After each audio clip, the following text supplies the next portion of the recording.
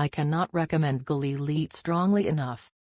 Our guide, the excellent Baruch of Touring with Baruch, suggested that we do an Arabic cooking class while on our trip. To be honest, I'm not sure I would have gone for this if not for the fact that my mom, who was on this trip to Israel, did something similar when she visited India and said it was a fabulous experience.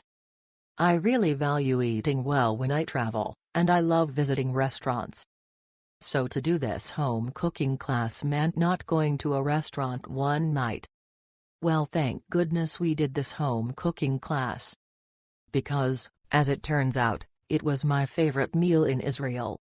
More importantly, it was a beautiful experience of the profound joy that is making new friends in other countries, and a reminder that language barriers and geographical distance are no match against everyone's common humanity.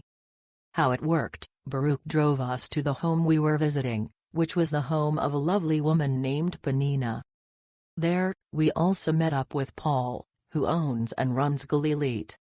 When we arrived, we visited in Penina's living room and asked her questions about her life in Israel and her Druze faith. Paul functioned as the translator.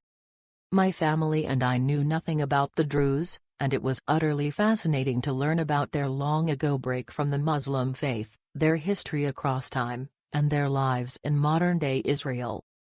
Penina happily fielded our questions, answering all of them, and Paul was the ever-ready middleman, making the conversation feel natural and seamless. Penina also asked some questions about us, which we were just as happy to answer. Eventually, we moved into Penina's kitchen, quite literally rolled up our sleeves, and got cooking. In advance of our arrival, she made the more labor-intensive and time-consuming dishes of our dinner. We helped her with a salad, an appetizer, and this crazy delicious bread that I'm still thinking about. At some point prior to our trip, I mentioned to Baruch that I'd recently been introduced to the wondrous dessert that is kanafe. He asked Paul if we might be able to make kanafe, and Penina very graciously granted this request. I was blown away by everyone's kindness and flexibility, as it was so much fun to make fresh kanafe, and oh my goodness was it good. In time, dinner was ready, and all of us, Penina, Paul, Baruch, my 6 family members, and I, gathered in Penina's dining room and broke bread together. It was so special to share in a meal with strangers turned friends. We had lively conversation, and Paul always took care to translate to Penina so she could remain just as engaged as the rest of us.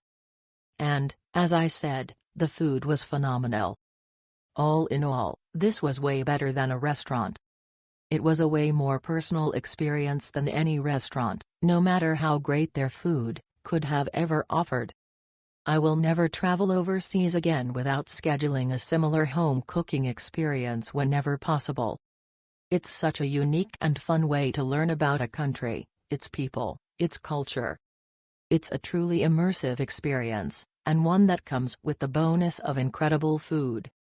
I enthusiastically recommend an evening with Galilee. It'll be among your most memorable experiences on your trip to Israel.